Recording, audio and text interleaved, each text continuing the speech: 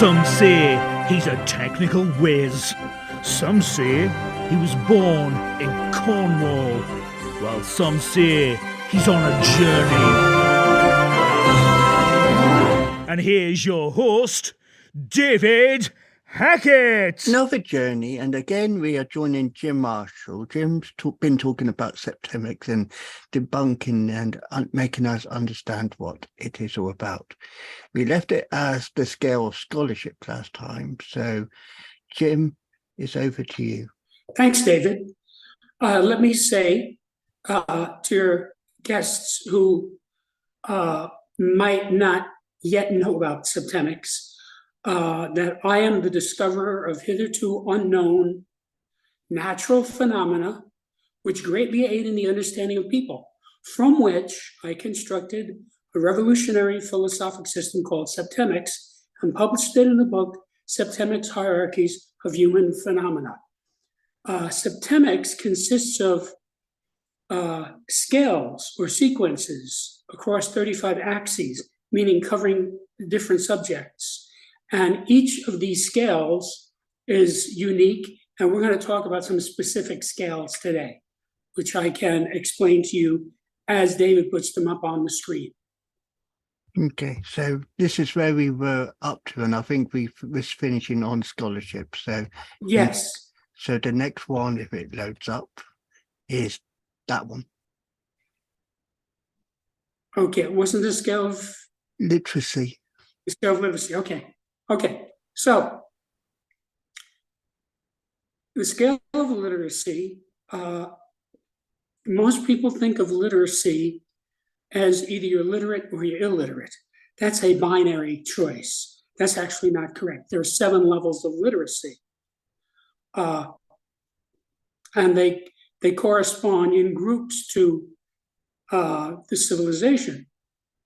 Illiterate people are primitive. Then you have people who are semi-literate and subliterate, they're barbaric. And civilized people are literate or better. So let's start at the bottom. So illiterate means no literacy whatsoever. So we generally associate this with primitives, like many of the Native Americans had no literacy of any kind. And obviously that's going to be a primitive culture if there's no writing, because there's no way to pass on the knowledge to the next generation, so it stays primitive. So up from that is what I call subliterate. This is what you might call a beginner. This would be like a little kid would be subliterate. You know, he can write his name, he can write his address, you know, things like that. But there are many adults like this, especially now with globalization. Up from that is semi-literate. This is a person who's competent in literacy. Now, many people who have graduate degrees are actually semi-literate. I've dealt with many of these people. And I'll give you a story. I knew a doctor who I just socially gave a novel to. I said, you know, this is a good book. I like it. You might want to read it. So I saw her a week or two later, and she gave it back to me, and she said, I can't read this book. So you think somebody who has a doctorate would be able to read a novel in one's own language. And in this case, it wasn't true. There's a lot of people like that. Most people who are trained in specific fields like chemistry, physics, engineering are not particularly literate people. I know an architect, very competent architect, who once told me he never read an entire book in his whole life. So, you know, he can sign checks and he can read his architectural books, but this is not somebody who's going to sit down and read for enjoyment. Above that comes into the civilized band. The lowest level is literate. This is what we would call fluent. Someone who's fluent in the language. And there are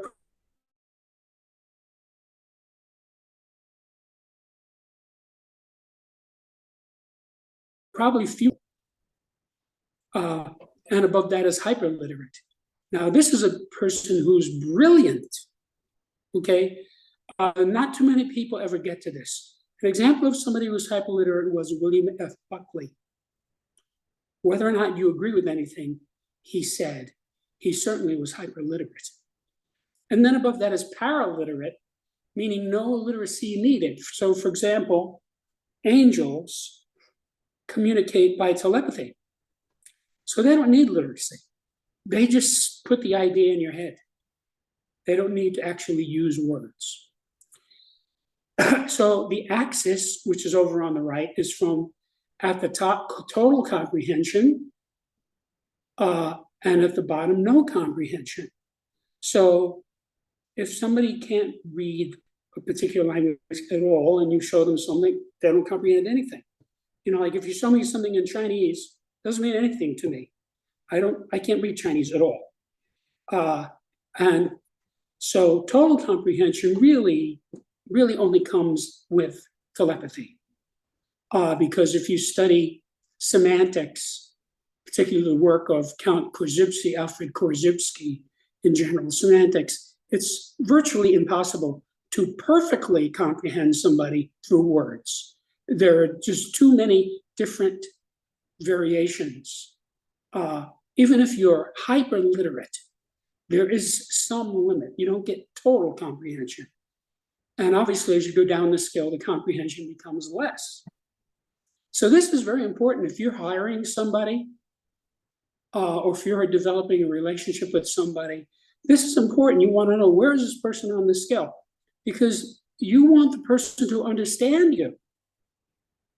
If you try to have a relationship with someone who's semi-literate, that's going to be difficult because they are not going to understand many of the words. You know, if you say to them, well, you know, I'm ambivalent about this, they don't know the word ambivalent. They might think they know the word ambivalent, but in a semi-literate person, they have a lot of misconceptions about what words mean. They think they know what it means, and it actually means something else. So this is extremely important. And the way to push somebody up this scale is to get him to study the vocabulary and the grammar of the relevant language in a very industrious way. You really have to use a dictionary if you're going to push yourself up this. Nobody gets to hyperliterate without spending a lot of time in a dictionary and other books. But the most important book is the dictionary, because that is the book that enables you to read all books. Any questions? Yeah, I just like how it is, because obviously some people say it's good to be competent at certain things, but then most jobs, like you said, like you to be literate. So it's in the balance of 4 and 5, always say. Right. So, Yeah. So you know, like a person who's semi-literate, you know, like this architect I knew, you know, he was a very competent, very successful person, but he was semi-literate. You know, he was not really fluent in the English language. He knew architecture perfectly, and he knew some other subjects perfectly well. But you know, this is not somebody who I would expect to understand Dostoevsky on the first reading. I understand that. Okay, next slide. When it loads. There you go. Okay, this is really important. The scale of human ability. Everyone is somewhere on this scale, and obviously the higher you are on the scale, the better you are in the ability. Now let's look at the bottom, an ignoramus. What is an ignoramus? An ignoramus is somebody who doesn't know that he doesn't know. And he's basically a fool. You can't even really discuss the subject with him. And the truth is that all of us are ignoramuses on many subjects because we don't know. Like if you talk to me about Turkish folk dancing, I don't know anything about Turkish folk dancing. So you could say, well, I'm an ignoramus on that. So all you can do is interact with that person. You can just sort of talk to him and try to get him some kind of an idea of what you're talking about. Like if I knew somebody who knew Turkish folk dancing and the person spoke to me for 15 or 20 minutes, I might be able to get up to level 6, which is layman. A layman is a consumer. You can't really sell things to an ignoramus because he doesn't see the value in it. So you really need a layman if you're going to have a consumer. And the way to handle him is to promote to him. And the reason you promote to him is so that you can sell him something because he's a consumer. So like many people drive cars, own cars, they're laymen, okay? All they know is they put the key and it starts, they have a driver's license, that's all they know. They don't know anything about a catalytic converter, how the car works, the difference between brake fluid and oil fluid. They don't know. They can just drive the car. Now, up from that is an amateur. So this would be, if you're talking about cars, this would be the type of guy who can do some work on his car. He has a car, sort of, he can change his oil. He can change his filters. He can do minor repairs on his car because he understands. He can talk to a mechanic in a competent way. He knows enough. Now, this is a person that you can definitely sell him something. Your best buyers in any field are the amateurs. For example, if you go to a Major League Baseball game, if you were to start going around and talking to the people there, you would find that the vast majority of them had played baseball in their lives. There's almost nobody there who was not an amateur baseball player. That's why they are willing to go through the trouble and the expense of going to see a Major League game. Up from that is competent. So this is a person who is a professional. A professional is competent. He can do a job. And because he can do a job, what you want to do is get him to produce. Get him on the job. And he will make money for you. Up from that is an expert. An expert is a master of the relevant field. He knows a lot more than a professional. And this is somebody who you use in quality control. You get him to refine the product. Up from that is a virtuoso. A virtuoso is somebody who knows the area so well that he has attained an artistic level. You'll see this in some people. Like if you watch certain athletes, they are so good at what they do that it almost seems artistic. And the way to handle a virtuoso is to market him. He is a product. People will pay money to watch this person or to get advice from this person. He is a product for you. And up from that at the top is a genius. A genius is unique.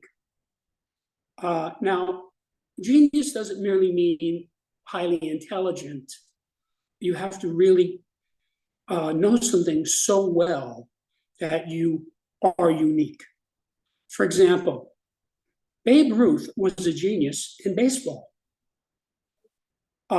He was clearly the greatest baseball player of all time, and people who actually know what he did and what his skills were are where he was unique. There was nobody like him. So what you do with a genius is you build an organization around him, and you will find this. You will find that a genius will have an organization built around him because he's unique and he knows something that almost nobody else knows. Okay, so those are the types.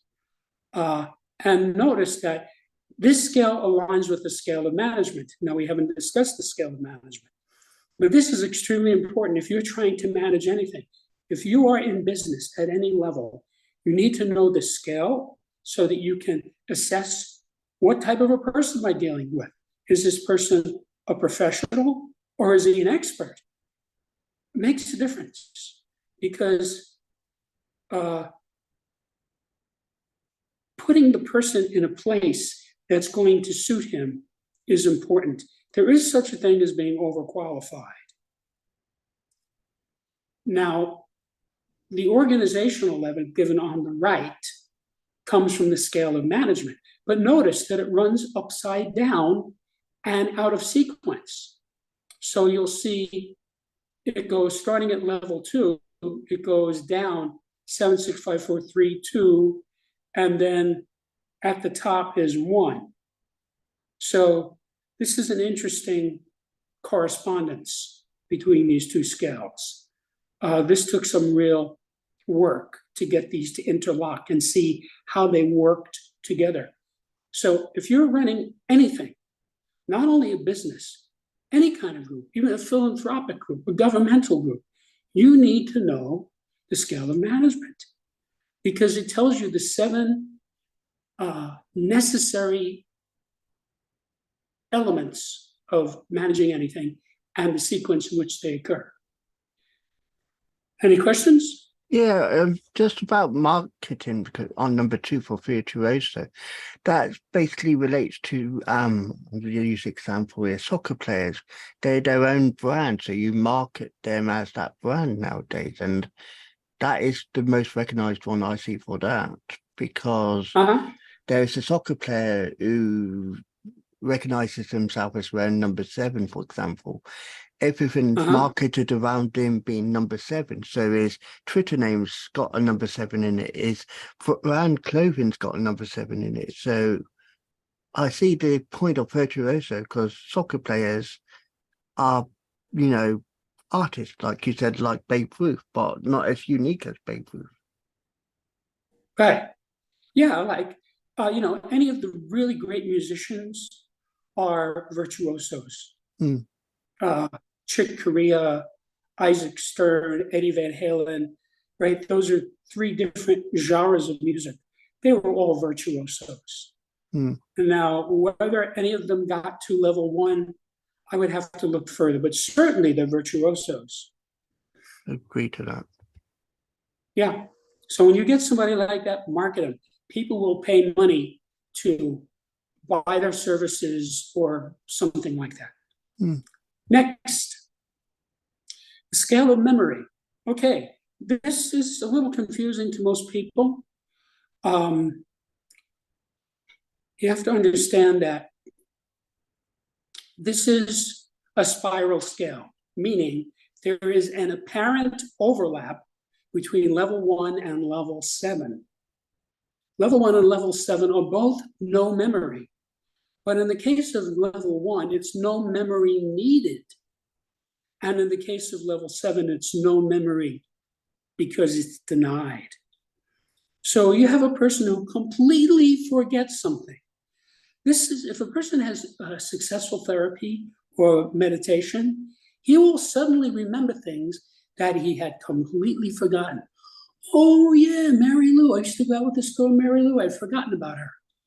He had completely repressed the whole thing. He was in denial about it. So a person who's in denial has no memory of the area. Whereas no memory needed, this would be like an angel. What does an angel need a memory for? He doesn't have to remember his social security number. He doesn't have to remember where his car keys are. He doesn't have to remember his address. He doesn't have any of those things, okay? So that would be no memory. That would be an angel. Now, it would be very difficult for a human being to get to that level. So going back down to 7, above no memory is sporadic delusional memory. So this person will remember if he improves, he goes in therapy and he improves, he will remember things, but it will be delusional things. In other words, he's not remembering it right. So it's not really reliable information. But if he continues to improve, he will go up to delusional memory, where he can remember the whole thing, but none of it's true. Like you'll have a guy in level 5 who'll tell you horrible things about how his parents treated him. Okay? It's delusional. it didn't happen that way. But at least he can remember the delusion. That's on his way up to no memory again, but forgotten. So you have to realize how far down the scale goes, okay? When you forget something, it's a distinct feeling, you say, gee, I forgot where I left my car keys, okay? So that's no memory. So notice that no memory occurs 3 times on this scale. No memory needed at 1, no memory forgotten at 4, and no memory denial at 7. Okay, so now notice at level 4, that is the dividing line between sane and insane. A person who's at 1, 2, or 3 is sane on that relevant area. A person who's at 5, 6, or 7 is insane. Of course, a person who's delusional is insane. So this goes down into areas that the average person is not going to have a personal reality on. But if you get somebody who's been committed to an asylum, he's in one of these states. So the dividing line between sane and insane is forgetting. So when you get somebody to remember what actually happened, okay, that is pushing him into the sane area. Now notice the axis on the right. We have absolute truth at the top and absolute falsity at the bottom. Now notice that absolute truth is above number 1 and absolute falsity is below number 7. In other words, for a human being, you can never really get to absolute falsity. You can get very, very, very close, though. There are people who are completely crazy, and there's everything they say is false. And then you have absolute truth, which is really something that only somebody would get to in a very, very high spiritual state. And this is something that's talked about in religions and religious philosophies, getting to absolute truth. So if you are in the mental health field, this scale explains a lot. It tells you what you're dealing with people. If somebody is diagnosably mentally ill, he's going to have some component of 5, 6, and 7. So we think of forgetting things as kind of a normal thing. But forgetting is sort of the entryway into mental illness, because you're sort of losing a piece of your mind when you forget something. So you see, it's sort of like you've lost your mind, a little piece of it, whatever it is that's been forgotten. So when that gets big enough, it's supplanted by delusional memory. Now, this really explains a lot. You see people in society, the type of people who riot, blow up churches, commit lynchings. These people are clearly delusional. I mean, Hitler's idea of the Jews was clearly a delusional idea. And of course, the man was insane. I mean, almost everybody knows that who is paying any attention to the 20th century. And so, his memory of the Jews is completely delusional. He would actually have to come up to forgetting on that subject. That would be above him. So this is why you see people like serial killers, the type of guy who gets a high-powered rifle, he goes up in a tower with a bag full of ammunition and he just kills people, for a quarter of a mile around, and then turns the gun on himself. This guy is definitely near the bottom of the scale. If you try to talk to him, he would give you delusional memories. Now, he might actually give you sporadic delusional memories, where he can't even remember his own delusions. Now, somebody who has no memory is probably catatonic. He's probably in an insane asylum. So he's denying everything. You know, this guy's been alive for, let's say, 20, 25 years. He has a lifetime of memories. He can't remember anything. He's in denial about his whole life. And that's as crazy as you can get. Mm. Any questions? No, that's okay. Okay. Next slide. Okay, the scale of spiritual identity. Now, this is, as you see there at the top, a general scale, meaning this is not a scale that you are going to apply in a variety of different ways. The way you use this is you find your level on the scale. That's it. Now, once you find your level, you can strive toward the next level up. But this is not an easy scale to move on, because the difference between these scales, between these levels, are big differences. So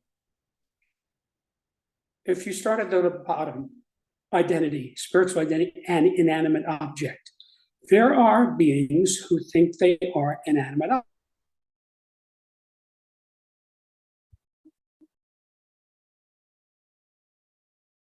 objects, or think they are an idea or a piece of your body. There are beings like that. The being thinks he's a thing. Now you'll say that's Daffy, and of course it's Daffy. That's why it's at the bottom of the scale. This being is very close to total effect. He's being a thing. Well, a thing can't affect anything. It's not even alive. Now above that you have an animate object. Now this includes some humans. There are humans who think they're animate objects, meaning they think they're animals. These would be people who have no spiritual identity at all. They say there is no spiritual identity. There are no spirits. There is no afterlife. There's just matter, energy, space, and time. Okay, so those people think of themselves as animals. And you will hear people talk this way. Oh yes, I am an animal, a rational animal. Then above that, you get to a persona. Now this is the way most people think. Most people think of themselves as a persona, meaning an identity. A guy says, oh yeah, I'm Joe Smith. You know, I live at this address. I have this bank account. I have this car. He has an identity, meaning he is being a persona. That is his spiritual identity. So he doesn't really have any real spiritual knowledge. Up from that is a person who thinks of himself as a spirit. Now, what is a spirit? A spirit is the same thing as a ghost. So these are all the people in the world who know they are spiritual beings, okay? If you talk to monks and ministers and rabbis, people in ashrams and monasteries, and religious people of all types, they understand they're a spiritual being, and when the body dies, they don't die because the person is a spirit. So this is probably where the majority of humans are. Most humans have some idea of an afterlife. Then above that is an angel. Now, what is an angel? An angel is basically a free being. So not only does this person know it's a spirit, it's not even in a body. It just operates as an angel. 80% of Americans aver a belief in angels.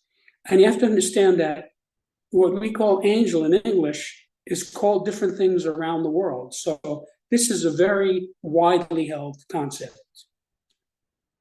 Up from that is what you might call a god. So this is a being who's divine. Now, of course, if you look at Greco-Roman religion, the Greeks and the Romans had essentially the same religion, although they had different names for the various gods. Or Norse mythology, essentially, you know, they talk about gods. different gods: Zeus, Hera, Aphrodite, okay?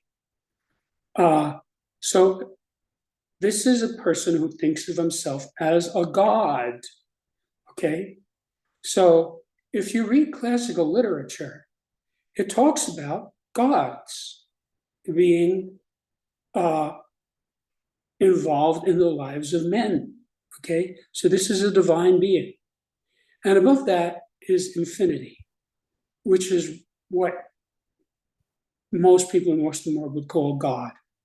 Now, in Oriental philosophy, they talk about nirvana. Nirvana means blown out. So the idea in Oriental philosophy is that you eventually attain a state, an infinite state, where you become one with God. So it's a state of infinity where you have no limitation. So these are the levels of spiritual identity. So you have to realize there are people who will say there is no spirit, there is no afterlife. Those people are at the bottom of this scale, okay? Most of them are at level 6. They just think they're animate objects. So if you look at the scale at the right, the axis goes from total effect to total cause. So a being whose identity is one of infinity, he's a total cause. And a being whose spiritual identity is a thing, an inanimate object, that person is a total effect. I mean, let's say a person thinks he's a pebble, okay? He has no effect on anything. He can't move. That person is, in as low a state as a being can get. This is really important. Find your level on the scale, know where you are, and then you have the opportunity to strive toward a higher state, meaning the next level up. If you strive for a level more than one level up, you're wasting your time. You're not going to get there, and that's true for every scale. Any questions? No, that's fine. Okay. Okay, the scale of mental deletion. Now, this is something that most people don't know about, but it's extremely important because it's how you improve yourself as a being. Now, basically, the idea is that a person has the ability to delete part of his subconscious. So this goes all the way back to Freud. And there are 7 levels at which this can occur. Everybody starts at level 7, which is that you delete things by re-experiencing. So this is what happens. You go to a therapist, because you had a terrible divorce and you're heartbroken, and you talk to him. And as you talk to him, you're kind of re-experiencing it. You see? And by re-experiencing it, it reduces the effect of that subconscious element on you. You're sort of deleting it from your subconscious. Now, above that is recounting. So in recounting, you're not sticking with a specific incident. You're recounting several similar incidents. Like, you go to a therapist and you tell him, he says, well, why are you here? Well, I was beaten many times. Okay, tell me about it. So you are recounting several similar incidents. Now, you may have to start off by recounting a specific one, but there'll be a point where you're sort of getting the idea that, there's all these incidents and they're sort of stuck together in my mind. You see, they kind of make a chain in your mind. Now, above that is what you might call an automaticity.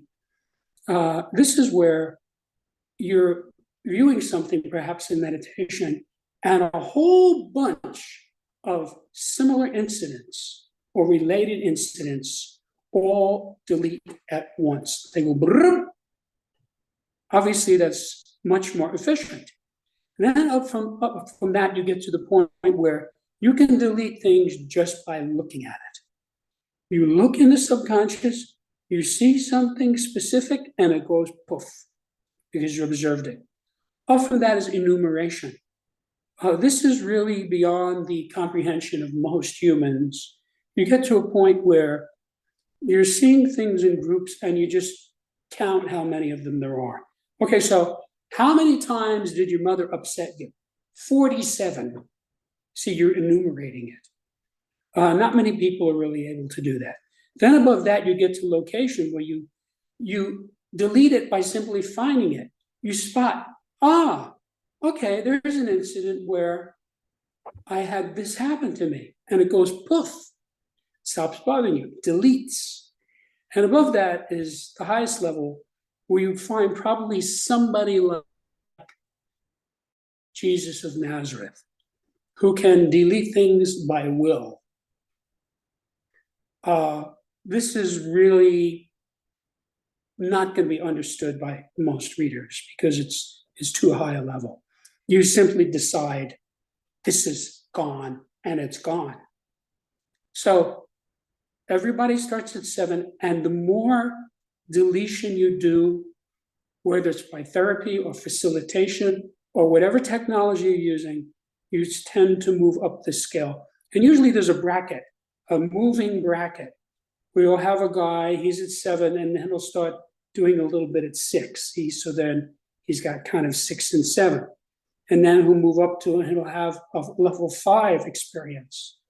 So by then, he might not need to do level 7 anymore. So this is something that I used when I was working as a human development engineer and bringing people up the scale over a long period of time, getting them to delete things in the subconscious. Because you see, when you delete it from the subconscious, it means you're conscious of it, because it's not subconscious, it's conscious. And the subconscious has power over you because you can't see it. You don't know what it is.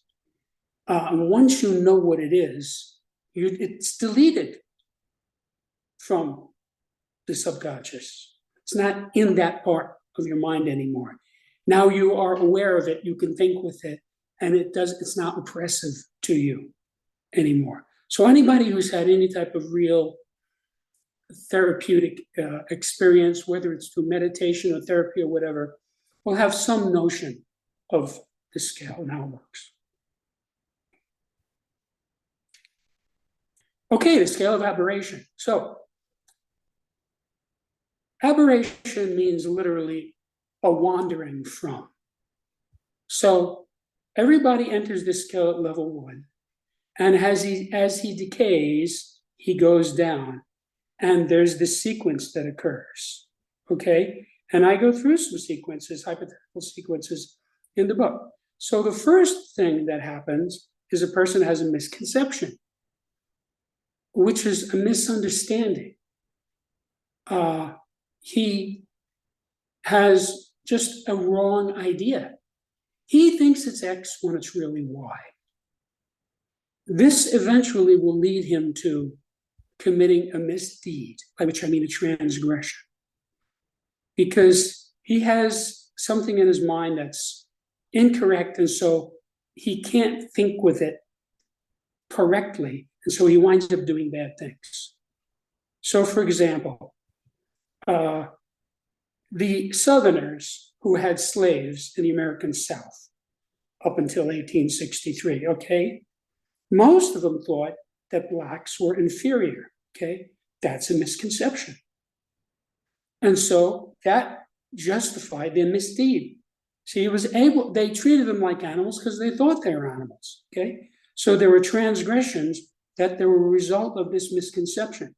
If you could straighten this person out at level 1, he wouldn't do this. He would say, well, this is a person, okay? So I shouldn't be doing this. Then after the person commits the misdeed, what happens next? He keeps it a secret. So secret is a restraining of ideas. So this person is now restrained, right? He's done something bad, he's keeping it a secret, and he is now restrained in the area. He's not open. Now, below that, the next level down is suspicion. He starts to worry if somebody might know his secret. Most people have sort of chronic things like this. In other words, they go around wondering, gee, I wonder if people know that I'm gay, for example. I mean, a lot of people today don't care if people know they're gay, but that's a recent development. I mean, for many centuries, people went around who were gay worrying if people knew they were gay. So there was like this sense of suspicion. See, I wonder if he knows. Or, I wonder if he knows that I beat my wife. See, it's like a chronic thing he carries around with him. Not a good state to be in. This person will be worried all the time about people finding this out. And most people have some of this. Then below that, the next thing that happens is the guy gets upset, or what we would say colloquially, he's mad. Okay, he loses his temper.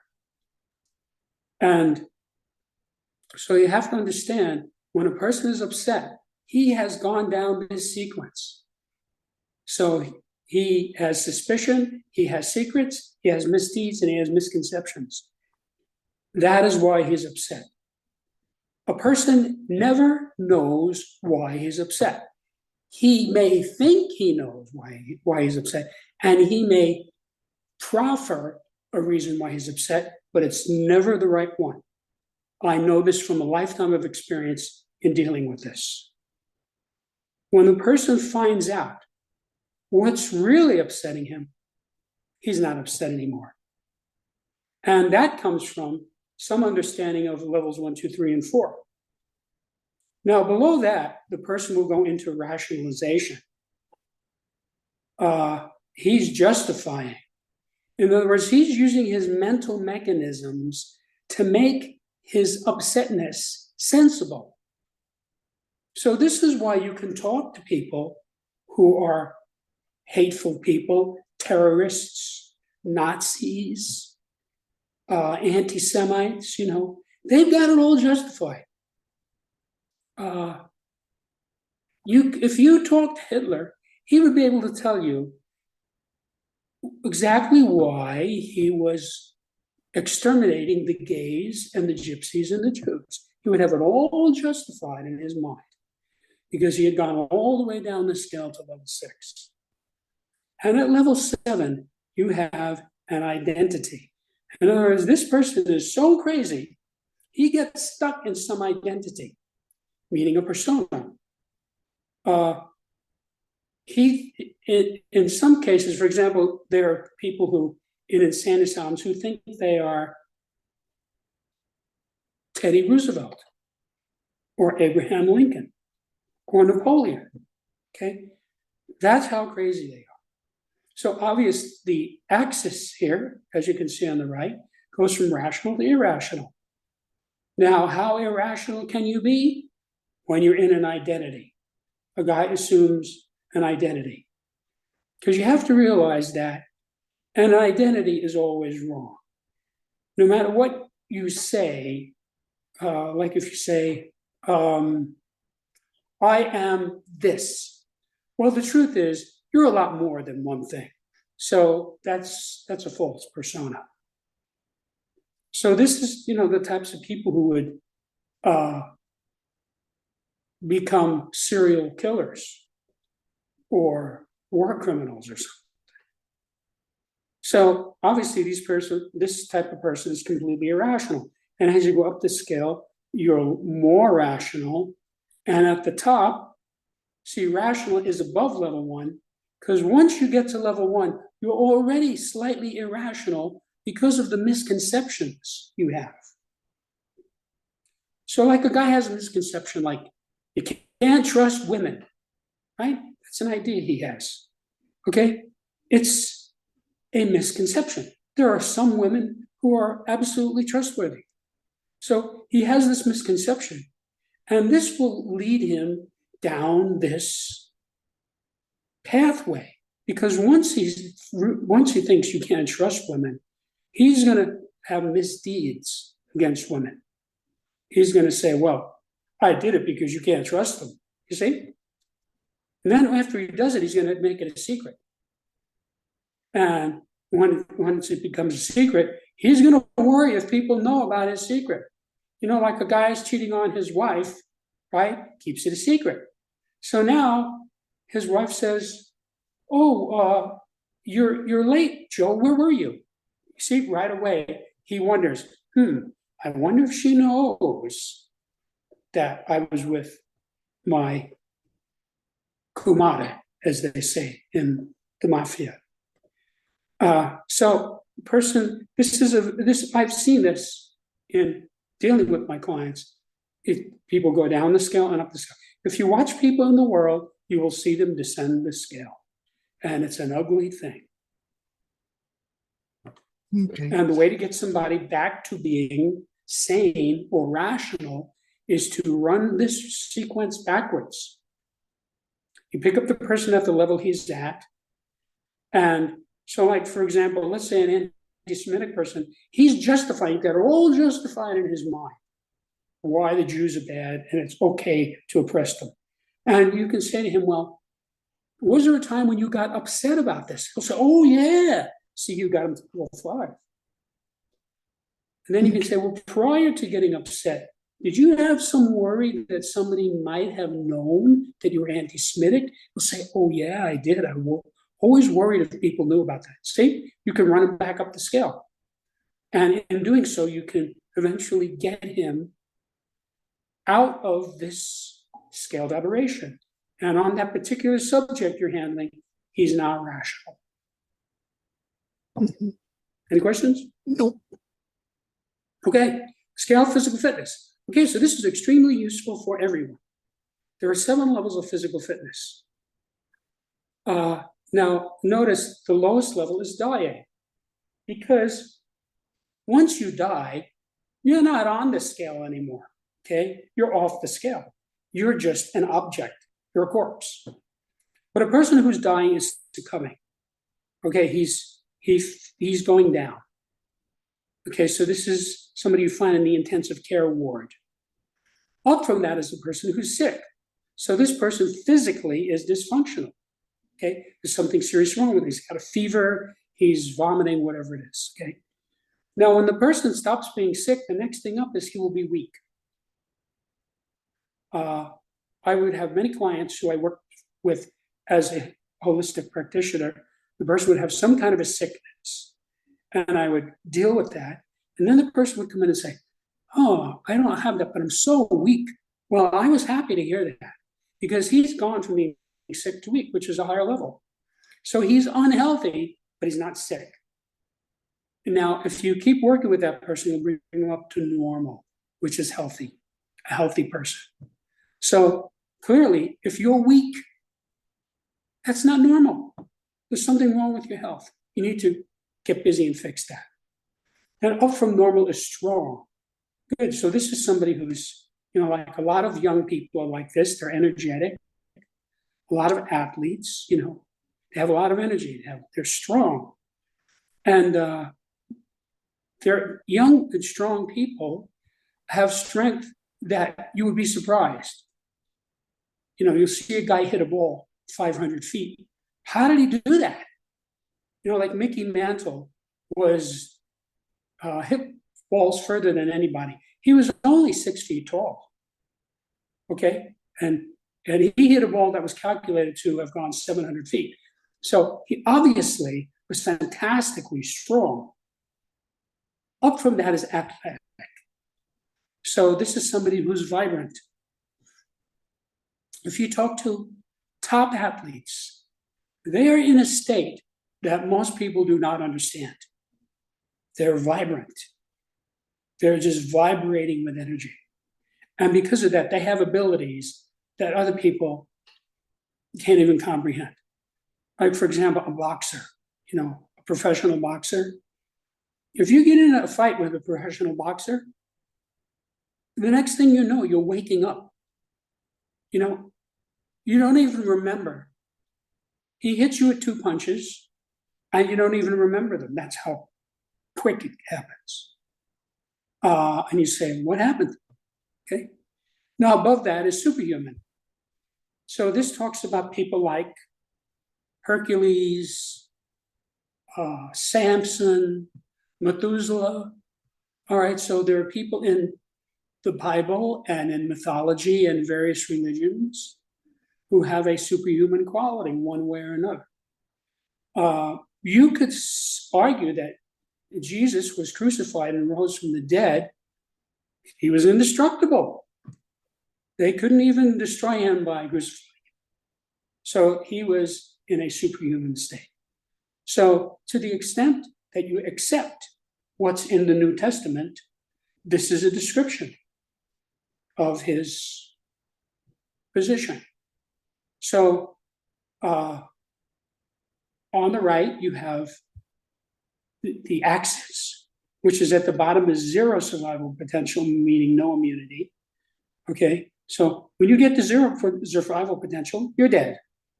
Okay, and then up at the top is infinite survival potential, total immunity.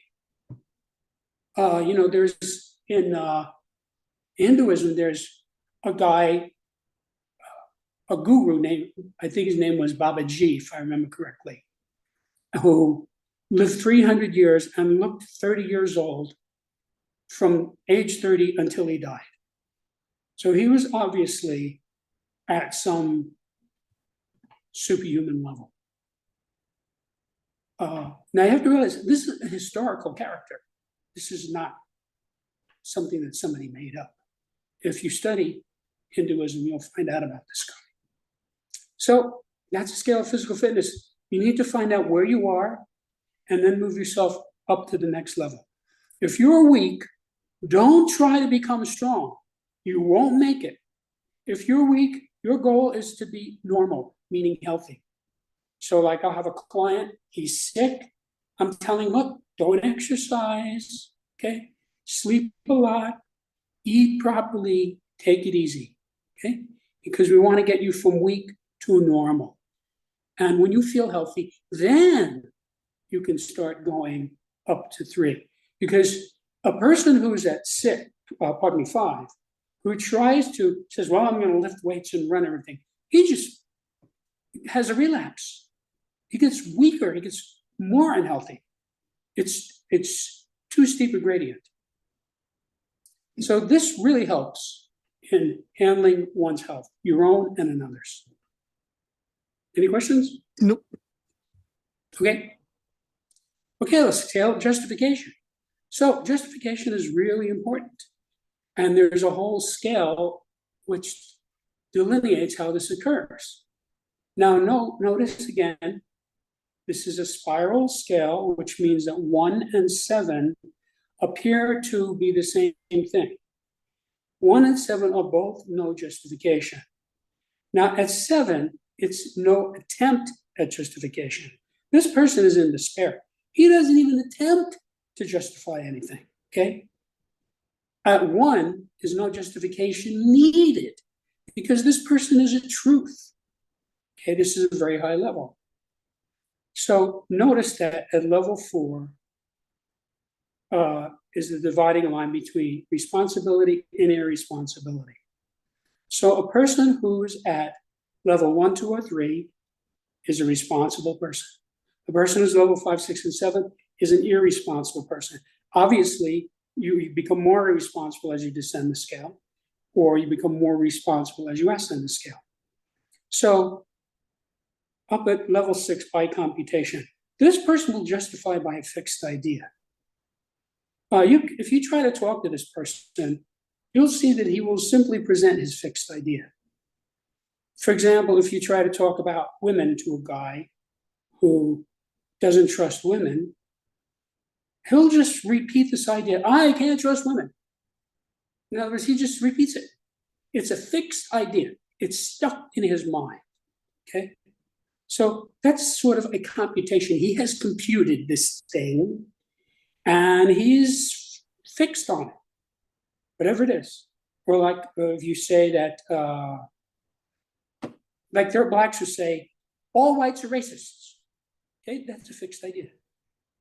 There are plenty of whites who are not racists. But you can't argue this person out of it. Okay, he has computed this And that is his fixed idea. Off from that is logic. So this is a person who justifies things by reason. He will give you reason. If you say, why did you do it? He'll give you a reason. There's some logic there. Then above that is a person who will justify things by physical reality or objective reality. Like the person says, look, I just went out with a stopwatch and a golf ball, and I calculated, any physics student can do this, calculated the force of gravity near the surface of the earth as approximately 32 feet per second. Okay? He's justifying it by objective reality. This is not something in his mind. He's just saying, this is what's there. Or if the guy says, look, the Rocky Mountains are much higher than the Appalachians. Okay, that is objective reality. There's no opinion involved in that. So that is a higher level of justification. This is the way people in science and engineering work. It's objective. They are justifying what they're doing by objective reality. You know, they can tell you the tensile strength of a certain substance, and because they know that, they can use it. You'd say, why are you using I-beams in this place? And he'll give you something objective. He knows exactly why he needs an I-beam in this spot. Up from that is acceptance, meaning the person justifies it by viewing. In other words, he looks at it. This is a person who is accepting. He can accept things. He can just look at it and accept it because he's viewing it. This is a person who's open-minded. He's not bigoted. He doesn't have fixed ideas. He can just view it and see what it is. Now, above that is by responsibility, meaning forgiveness. This is a person who justifies by forgiveness. He'll say, yes, my husband beat me up, but I forgive him. In other words, she's accepting responsibility for him. And above that is no justification needed. When a person has truth, he doesn't need to justify it. Somebody who really knows what he's talking about very often doesn't justify anything. You hear people say things that you know factually are not true. You know, there are actually people, I used to think this was a joke, but there are actually people in the world who think the world is flat.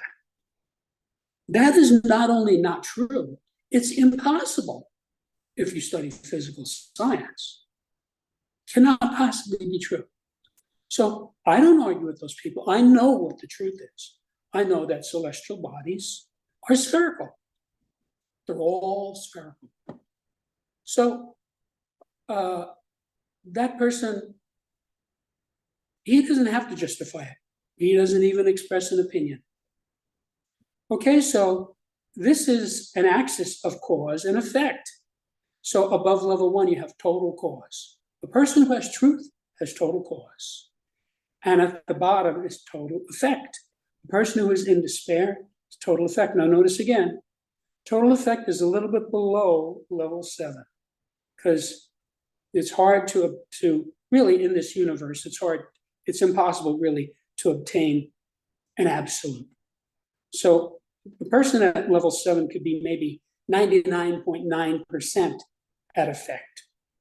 Not quite total effect. When he dies, that is a total effect.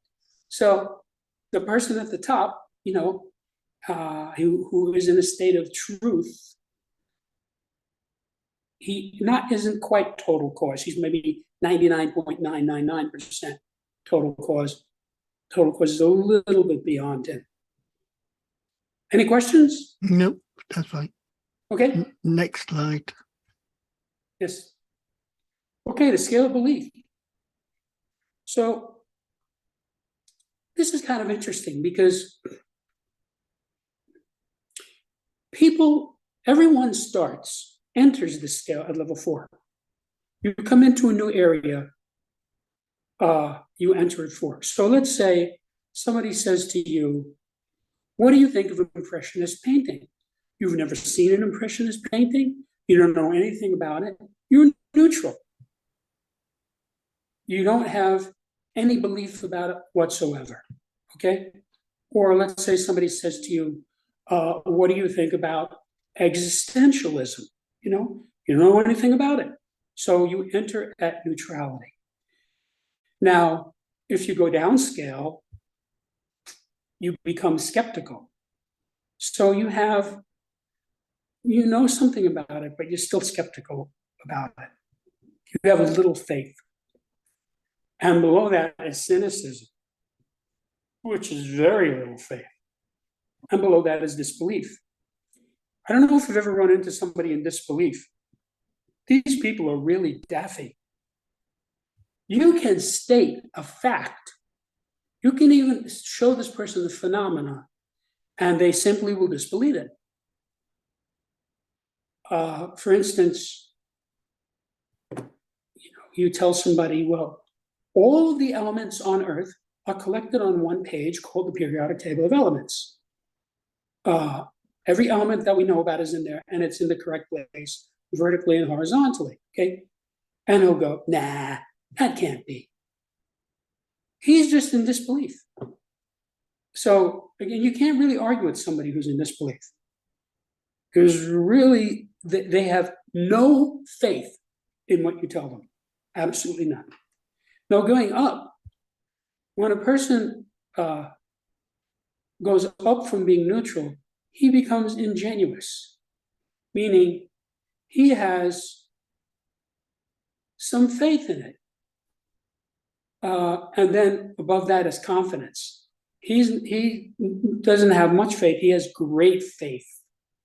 And above that is belief, which is complete faith. So this is an axis of faith. Now, if you look on the right, you'll see at the top of the scale is complete trust and control, and at the bottom is no trust or control. So Jesus said, if you have faith and you tell the mountain to move, the mountain will move.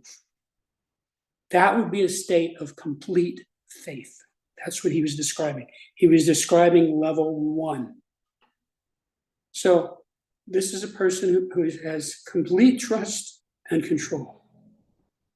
He's in control and he trusts. And at the bottom is somebody who has no trust or control. So you see how trust gets mixed up in faith. And when you have no trust, you can't control anything. See, like when you go out on the road with your car, right? You're going down the road and you're going, let's say 50 miles an hour, and you have a guy on the left, well, in England, it would be on the right, coming toward you with also 50 miles an hour.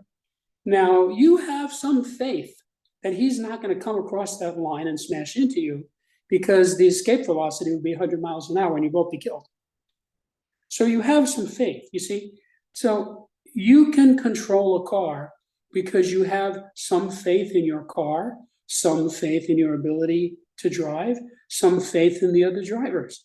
If you had no faith whatsoever in all the other drivers, you would be terrified. You would be terrified that every other driver is going to crash into you. So you see how control links up with faith. A person who has belief has control, and a person who has no belief has no control. So this is not obvious at all, but this is how the scale works.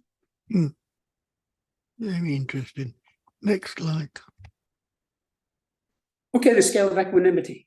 So equanimity is sort of a state of calmness, not being disturbed at all. Now, if you look at these levels, starting with 7, you'll see that they look like levels of maturity. Infantile, well, above infantile is brattiness and childishness, then adolescence, then adultness, then maturity, then wisdom. So I originally thought this was a scale of maturity, until I researched it further and I realized, although these levels correspond to maturity, this is actually a scale of equanimity. So a person who has wisdom is calm. He has equanimity. A person who is infantile is disoriented. You never notice babies are disoriented. They don't know what's going on. And so they're infantile. So when a baby starts to get a little oriented, he improves into being bratty, which is like we would say he's spoiled. And then as he improves from brattiness, less bratty, he will still be childish, immature. So, a person acts like a child, we say he's immature. Then a person goes up to adolescence, which is rebelliousness, right? Adolescents are rebellious. And then above that, you come into a state of adultness where you are grown up. And then above that, in maturity, where you have a sense of completeness. You are complete. And above that, which most people don't get to, is wisdom, where you are calm. So a person who has wisdom can deal with the world calmly, no matter what's going on. A guy's dying, he's in his deathbed. If he's at level 1, he's calm about it. He's not afraid. He's not terrified that he's going to die. He's calm. And that's because he has, if you look on the right, he has complete self-control, security, and emotional stability. Okay, so that's slightly above the top of the scale. And again, absolutes are unattainable, but that's, when you get to level 1, you have a level of self-control, security, and emotional stability that is really beyond the comprehension of most people. This person is not going to lose his temper. He's not going to become vindictive. He's not going to hate anyone. At the bottom, below 7, is no self-control, security, emotional stability. And when I say security here, I'm talking about, we say a person is insecure, like a person who is insecure about his appearance. He's always fixing his hair, adjusting his shirt, goes out of his way to polish his shoes. He is insecure about his appearance. So that's what I mean by security here. So an infantile person has no security. That's why he's infantile. So as a person advances from being an infant to being an elderly person, we sort of expect him to go up this. And it has always been the case that the people who lead us, the people who teach us, are people of wisdom and calmness. So, it was a catastrophe when Hitler ruled Germany, because he was probably at level 4, adolescence, rebellious. He had very little self-control, which is why he would fly into rages. He was very insecure, and he had no emotional stability. So if he got mad at you, he had you killed. So this is really important in dealing with a person. Observe the person. Where is the person on the scale? Does this person act like an adolescent, even though he's 50 years old? See? Or is this person childish? No, when we say a person is childish, that is not a compliment. Childlike can be a compliment, but childish is always an insult, essentially. He's childish because he's immature. We would look at a person like that and say, oh yeah, he's immature. So this is really, really important in deciding whom you want to be around. What people do you want around you? You want people around you who are high on the scale. And the higher the person is on the scale, the more valuable he will be to you. Any questions? No, it's just really interesting so far. Okay. Okay, the scale of attack. This is something that most people will be a little taken aback by. What do you mean the scale of attack? Now, you have to understand that for an organism to survive, he must be able to attack. I mean, when a mosquito stings you or bites you, he's attacking you. He does that to stay alive. He's getting your blood. So notice the mental state. The people at the top of the scale are sane. The people in the middle of the scale are neurotic. And the people at the bottom of the scale are psychotic. Also, correspondingly, the people at the top two levels are courageous people. Okay? The people in the middle are cowardly people. And the people at the bottom are suicidal. So, a person who must not be attacked is hysterical. He's in a state of hysteria. He is psychotic. Okay, up from that is must be attacked. This is a masochist. So, okay, so that's actually not as crazy as must not be attacked. Then you cross the line where it goes from psychotic into neurotic, and you get a person who cannot attack. This is a person who's fearful. A person who will not stand up for himself. He cannot attack. Now realize when I say attack, I don't necessarily mean physical attack. So like a person has somebody do something to him that's unlawful, okay? Like smash his window, okay? You have a right to go to court and sue that person. And before that, you should confront the person and say, look, you broke my window. This is what it costs. I want my money. And if he's a responsible person, he'll say, okay. But there are people who are too fearful for that. These are neurotic people. Up from that is must attack. This is a belligerent person. This is the person who says, oh yeah, and starts a fist fight. Okay, so that's a different type of neurosis. This person must attack. This is a type of person you find in a tough neighborhood. And he is ready to attack at the drop of a hat. Up from that is unwilling to attack, where the person goes from must attack to unwilling to attack. This is a pacifist, right? Like when the Japanese bombed Pearl Harbor, we had to respond to that. There are people who are pacifists. Oh no, they're unwilling to attack.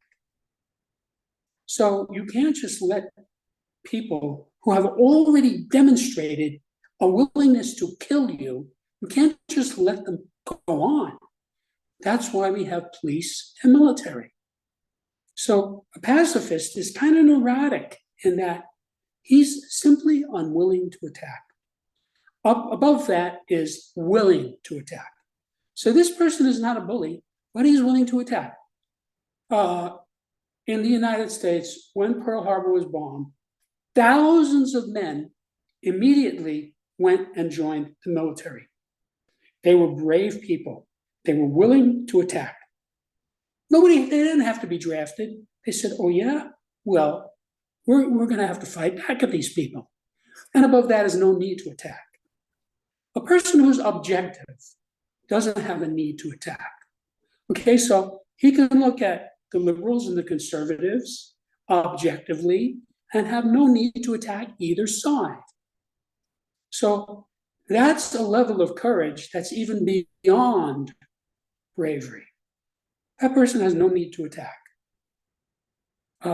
This is a person who is very objective, doesn't get flustered, is not opinionated. So this is really important in figuring out where you are. I mean, if a person is at level 5, cannot attack, he's not going to attack. He's fearful. Okay, you can't get him to attack. He will not do it because he's dominated by fear. So you have to understand that. That's what you're dealing with. Mm. So it's like, for example, when the United States dropped the first atom bomb on Japan, it had already been calculated that we would lose at least 100,000 soldiers if we had to attack the Japanese mainland. So 100,000 American lives were saved by simply dropping that bomb. There are people who say, oh no, that was a terrible thing to do. You shouldn't have done that. Well, those people are either pacifists, unwilling to attack, or 5, cannot attack. Oh no, we must not attack.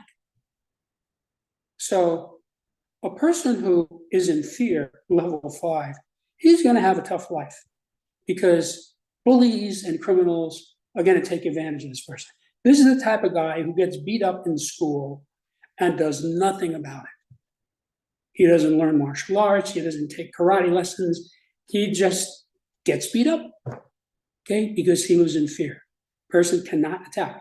So you have to understand that the saner somebody is, the easier it is for him to attack. Now, there is a point at which the person says, well, there's no need to attack. So this person would be a good diplomat. So this is really important in observing people and knowing, what are we dealing with here? You know, is this the person who is at level 6 or 7 is suicidal?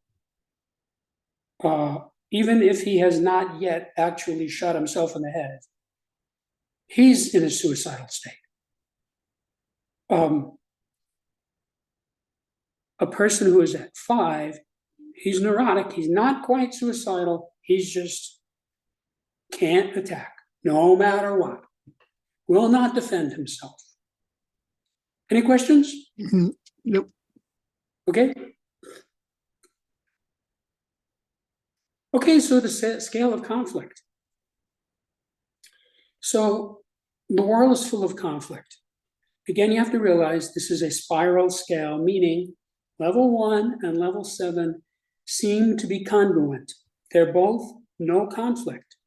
But level 7 is no conflict possible. Okay, this person is in denial. This person can't even get the idea of conflict. He is oblivious. He's in denial. A person level 1 has no need for conflict. He's not in denial. He's a peaceful person. He sees there's no need for conflict. So they're both no conflict. So you have to, anytime you have a spiral scale, it's important to differentiate between level 1 and level 7 because there is a superficial congruence. Now, a person who comes up from no conflict possible comes up to a state of defeated, meaning dominated, okay? He's been defeated. So this is a guy who, you know, he's not going to make an attempt. He's been defeated. Now, up from that is losing. This person has not yet been defeated, but he's losing. He's struggling. Not a nice place to be. Up from that is stalemate. This is a person who's in a state of equilibrium. You know, he can't really advance and he can't really decay. He's sort of stuck in the middle. And up from that is winning, success. When a person is successful, he's winning, okay? And so think of this in terms of conflict. There's always the potential for conflict. So a successful person, he sees that there's conflict, but he's winning, he's successful. Up from that is victorious. This person's attitude towards conflict is, I'm victorious. Okay, this person is in a position of dominance. And above that is no need for conflict, which is peace. So these are 7 ways that people deal with conflict.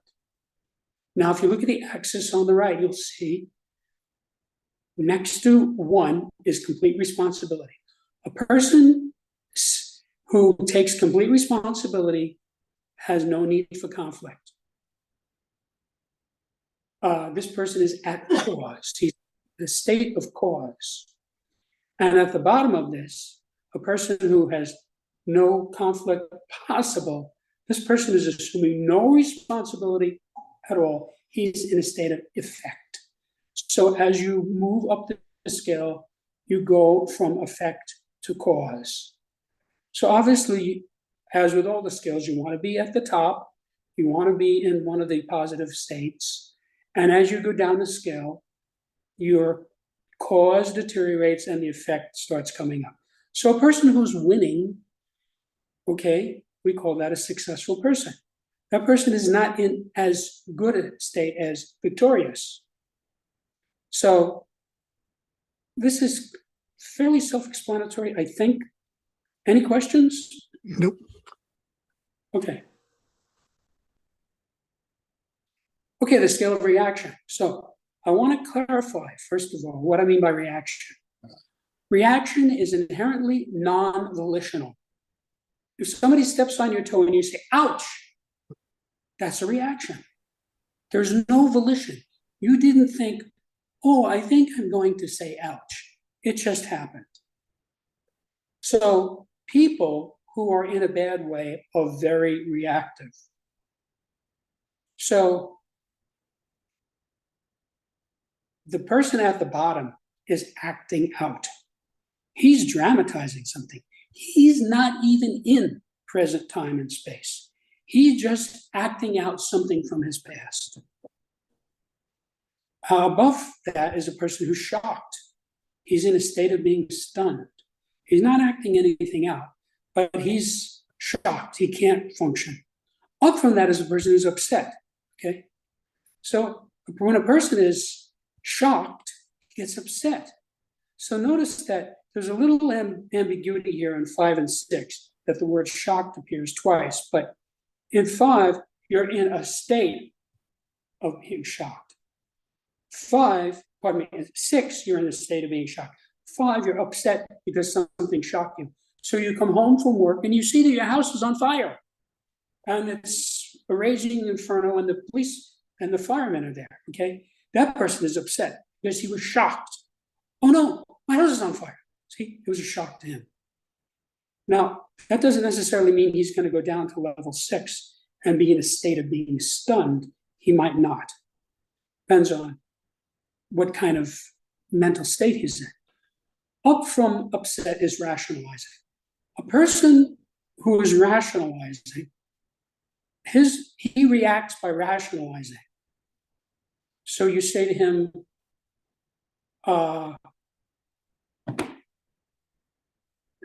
have you been out on any dates lately? And he says, well, I don't have time, and there's really nobody around here I want to go out with anyway. And he rationalizes. See, he's reacting to you. Or if you say, how's your diet going? And he says, well, you know, it's hard to be on a diet, and I really don't feel too bad about being overweight anyway. He's justifying and rationalizing. He's reacting to you by rationalizing. Up from that is worried. This is actually a higher state. The person is worried. His reaction is worried.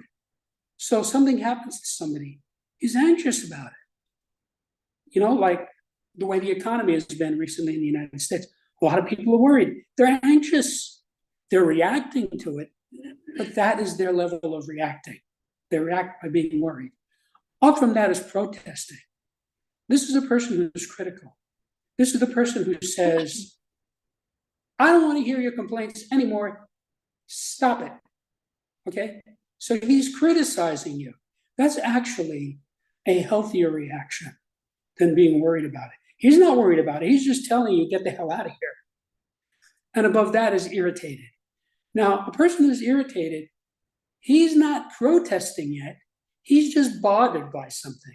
So he has a reaction. So he sees something like, for example, if a racist sees a couple, a white white man and a black woman together, he will be irritated by it. He's bothered by it. He doesn't say anything, he doesn't do anything, but it bothers him because he's a racist. You see? So these are the 7 ways that a person can react. And on the right, you have the axis. Level 1 is the least affected. So when you're simply irritated by something, this hasn't gotten to the point where you're going to do anything or say anything. You're just bothered by it. You don't even say anything. Okay? That's the least affected. And at the bottom is the most affected. So the most affected person is the person who's acting something out. This person is really crazy. He's just acting out something. He's not in control of himself. He's dramatizing some incident from his past. So this is like the guy who was beaten when he was a child. Now he's an adult and he beats other people. He's sort of acting out that incident. You see, he's dramatizing it. He's putting it into 3 dimensions, and he has no real understanding of what's going on. He's just acting out. Any questions? Nope. Very good so far. Okay. Okay, group scales. So the group scales, whoops. Yeah, that's it. Okay, so the group scales, the point about the group scales is there is inherently more than one person involved. Any of the group scales, there are 11 group scales, is necessarily, by definition, more than one person involved in this. So in order to have a relationship, there has to be another person. So this is a group scale. So there are 7 levels of relationship. You might say 7 types of relationship. At the bottom, obsession. Okay, so this is a person who's fixated on something. You know, like a guy who has he's obsessed with a particular woman. He's fixated on her. He has pictures of her in his room. He can't think about anything else. It keeps him up at night. Okay, that's obsession. That is the worst type of a relationship you can have. Up from that is enmity, which meaning hatred.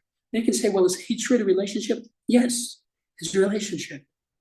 So you have a guy and he hates his next door neighbor. Okay, that is their relationship. He has a relationship. It's a relationship of hatred. Up from that is disassociation, which is dislike. The person says, I don't want to associate with this person. Okay, that is the level of their relationship. So you have a guy, he dislikes his mother-in-law, he doesn't want her around. That's what disassociate means, okay? So he doesn't hate her, he just doesn't like her and doesn't want her around. Up from that is association. This is neutral. This is a person who really has no particular positive or negative. So a person comes into a new situation, he's neutral. You're introduced to somebody. Hello, this is Joe. Joe, this is Fred. And you're neutral. You have no data. You have no memories. You're just neutral. That is your relationship. It's a relationship of association. So when people say, well, this is my associate, they're saying there's no emotion involved in this. We're not enemies and we're not friends. It's just an associate. We work in the same office. And up from that is friendship. Friendship, you like somebody, okay? You have a connection, you have an affinity, okay? Above that is love, which is harmony, a relationship of harmony. That is what love is. You have 2 people who are in harmony with one another. That is love. And up from that is unity, which is duplication. Now, you could argue that this is impossible for humans to get to. It happens very rarely. Sometimes you have people who are so close, they get one another's thoughts, they get one another's feelings, they're really unified. That's very rare. That would be like the best possible relationship. Now notice level 4 is the dividing line between sane and insane. As soon as you go up from level 4, you're on a sane relationship. And as soon as you go below level 4, You have an insane relationship. It's not sane to dislike, hate, or be fixated. Those are different forms of insanity. And looking at the axis on the right, you have, notice it says distance. You see, relationships are about distance. So if you say, Mary and I are very close, you're saying the distance between us is very little, okay? So this is an axis of distance. As you become more distant from somebody, you get down to, let's say, hatred, okay? You hate, let's say, your next door neighbor, you hate the guy for whatever reason. You're far away from him. Emotionally, you're as far as you can be. You're not going to talk to him, you're not going to call him up, you're not going to invite him over, okay? Now, 7 is the really interesting thing, because you have to realize that obsession is actually greater distance than hatred. When you are obsessed with something,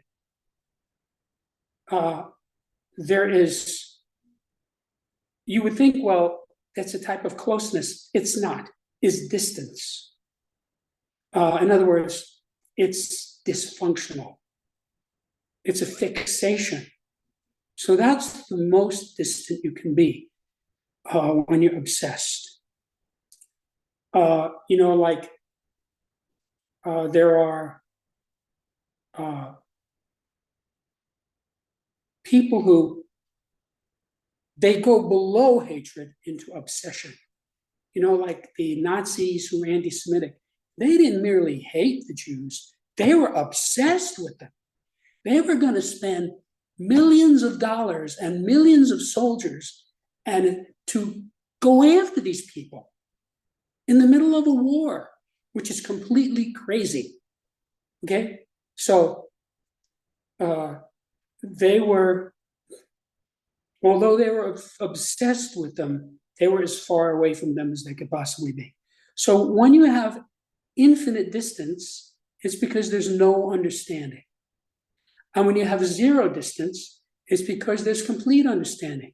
So, for example, let's take a couple that's in love. They're level 2 harmony, okay? There's a lot of understanding there, okay? They're close. There's not a lot of distance between them. So it's pretty easy to just observe somebody and see what the relationship is according to this scale. People will tell you their levels on any scale, but in this one, it's fairly obvious. Any questions? Nope. Okay.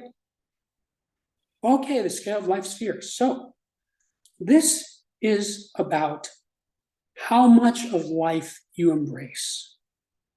Okay, at level 7, the introversion sphere, the person is introverted. He's not even being himself. This is a person who's nihilistic. He doesn't believe in anything. So the challenge for him is to succeed as an individual. He is not succeeding as an individual. He's not even being himself. Obviously, this is a state of mental illness.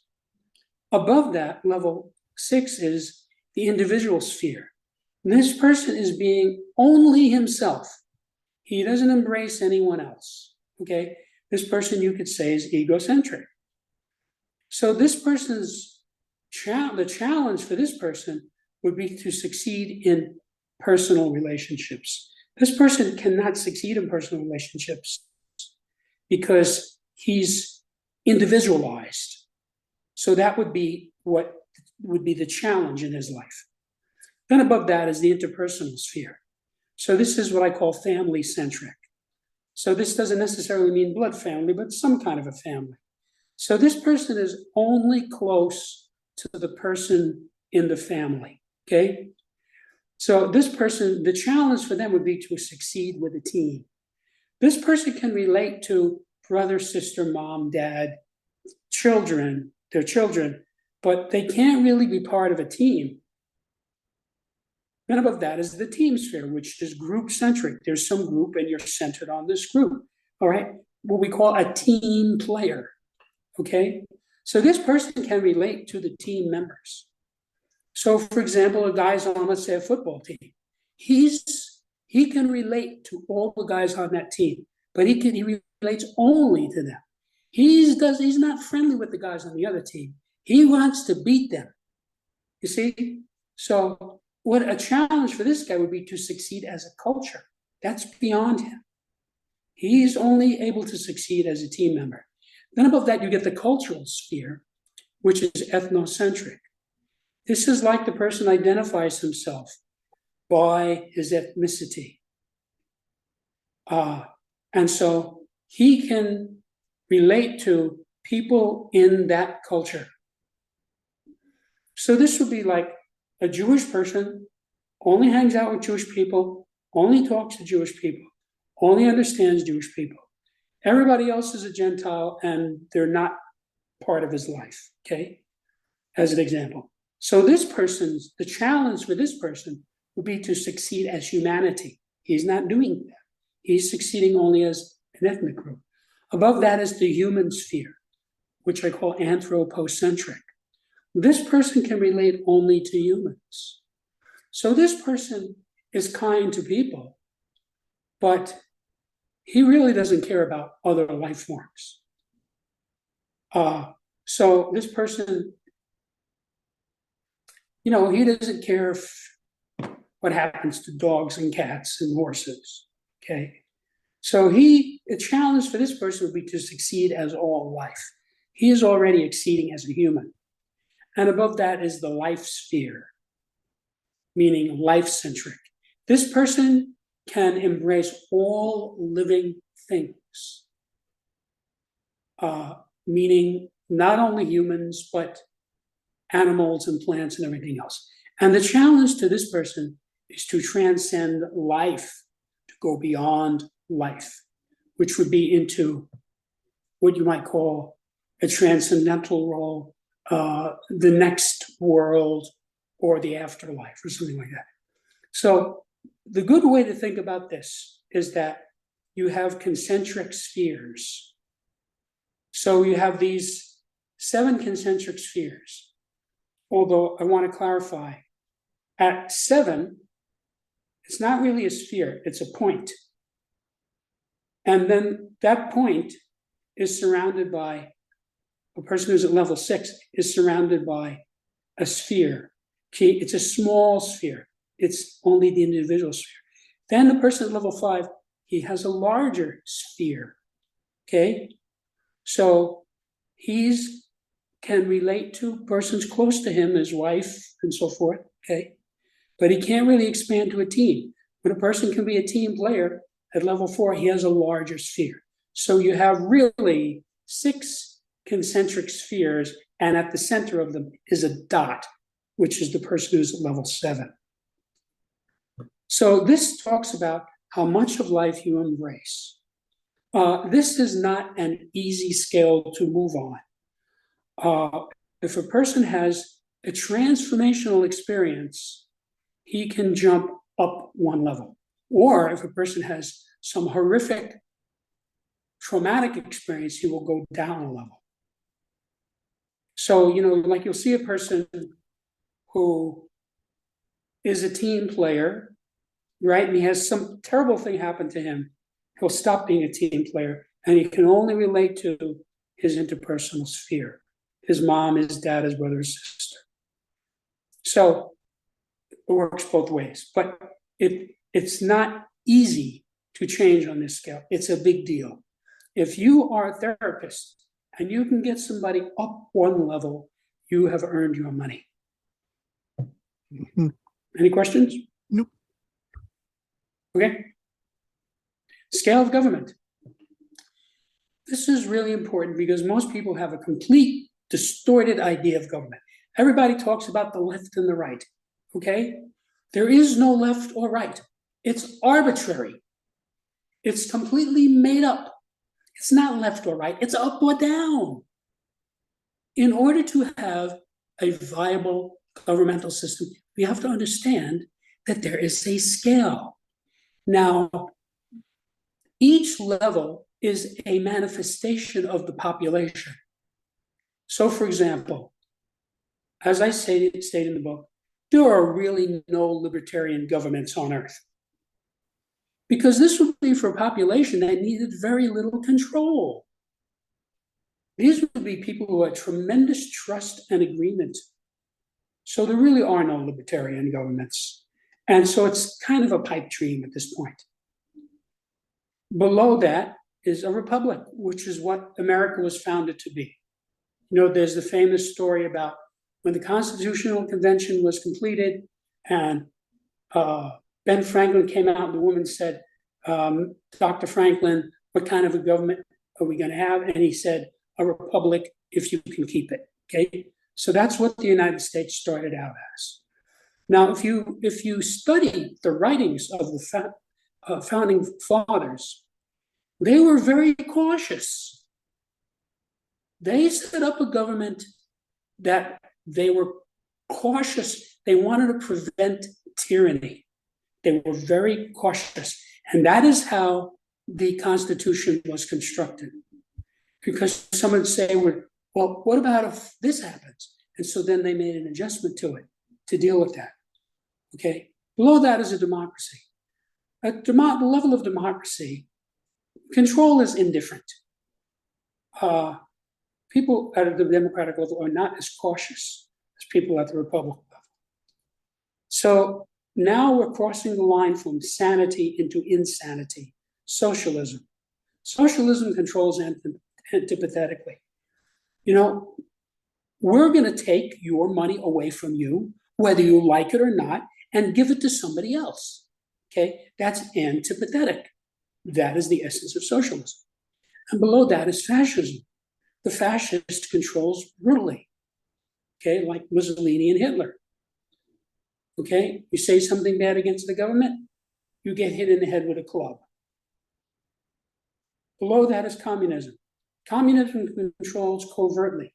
Communism is really an enslavement of pretty much the whole population, except for the handful of people who are cracking the whip. So it's covert. They never tell you really in communism what it's about, what they're going to do. And below that is anarchy, which is really no government at all. So you have to look at this and realize that this tells you the level of government.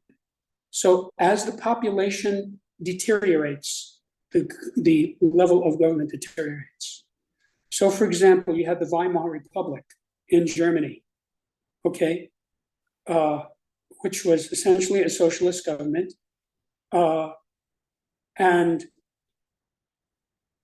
things went so badly in the Weimar Republic that the population deteriorated to a point where they became fascists, or actually the word they used was Nazi, but I'm using the word fascism in a general sense here. So when you look at a people, the type of government they have tells you a lot about the people. For example, China used to be a communist government. It no longer is. It's actually now a fascist government. If you look at the changes that have taken place, you know, they're allowing a middle class, they're allowing business to flourish. It's not really communist anymore. It's come up to being fascist. So we basically live in a fascist world now. The four main countries in the world, meaning China, Russia, the United States, and Europe, are all level 5 governments at this point. And as I say in the book, I'm not aware of any government on earth that is above level 4. So what you can conclude from that is that the governments on earth are insane. Well, you don't have to be a rocket scientist to figure that one out. If you just look at the news and see what goes on, the craziness that emanates from government. You know, they just go from one stupidity into the next. It's crazy. And of course, the people who control the world, which is really no more than about 8,000 people, are pushing the world into a one world fascist government. That's what's going on. And everything that happens is under their control and explains most of what's happening, starting from the assassination of Jack Kennedy, the knocking down of the Twin Towers on 2001, I think it was. These are intentionally orchestrated activities from a small group of people. Mm-hmm. So there really are no, as far as I can tell, actual level 3, 2, or 1 governments now. Because people are not that trustworthy, and there's certainly not an agreement. I mean, if you look at the United States now, it's wall-to-wall disagreement. Okay, it's just a food fight that never stops. And so, you know, really, I think of the United States as being in a cold civil war for the last 20 years. There's no trust, no agreement. They had an election recently in Arizona, the state in which I live, and they did a poll after the election. 84% of Arizonans did not trust the result of that election. That's astonishing. All right? I don't know who the other 16% are. I guess they're people who are mentally ill or just stupid. But there was an election that was blatantly unlawful and fraudulent. And everybody knows it on both sides, okay? So there's no trust, there's no agreement. So that's what's going on in the United States. So, you know, this is sort of what's been going on in the world throughout history. If you study history, you'll see that there were little subgroups that were at specific levels. Like they talk about the Roman Republic. Well, it was a republic for the men in the Senate, all of whom were rich elites. To them, it was a republic.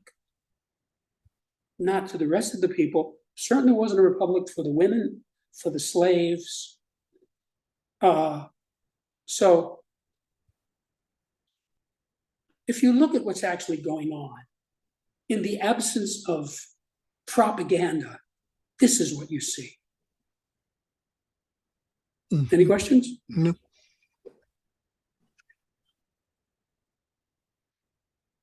Okay, the scale of civilization. So this has several dimensions to it. First of all, it tells you how civilizations develop. Now, I'm not using civilization as a substitute for the word society. You can have a society that's not civilized. In fact, most of Earth is not civilized. You have pockets of civilization. Civilization begins as philosophy. When we study Western history, we go back to about 600 BC, the Greeks, Greek philosophy.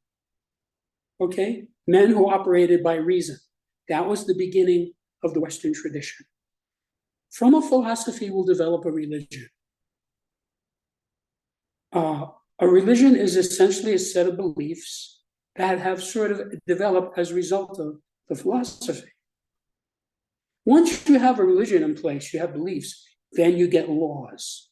The laws are there to establish or enforce the beliefs. So when you had Moses coming down from the mountain with the 10 commandments, that was the law. You see, he established the morals. And then once you have law, then you get culture, meaning the social sciences. If you don't have law, you can't have social sciences because it's chaos. Everybody's a victim of crime. So then from social science, it goes down to the arts. Then you can have art. You have culture at level 4. And once you have culture, you have the opportunity to proceed with aesthetics, which is what the arts are. And out of the arts grow crafts. People develop technologies. And then from that comes business, which is commerce. Now, you can spot a person on this scale. If you look at, some great wise man who's very smart and brilliant, he's at, again, I don't want to give actual living examples, but historically, for example, Plato, Aristotle, Socrates, they were philosophers, okay? Then you get down to religion, you get into people in theology and churches. So you can spot a person on this scale. You have a person who's in business, okay? That's all he's interested in. He's going to make money, okay? He's at level 7. Now notice the axis on the right. At the top, you have spirituality and conceptualism. And at the bottom, you have solidity and materialism, okay? A business person is materialistic. He's solid. He's not a spiritually inclined person. So when you see like some guru, like, I'm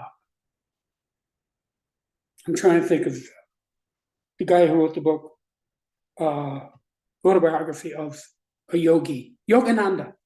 Okay, Yogananda was certainly a religious person, but he was a person of spirituality and conceptualism. He was at a philosophical level. So you see that there's kind of a hierarchy of behaviors here.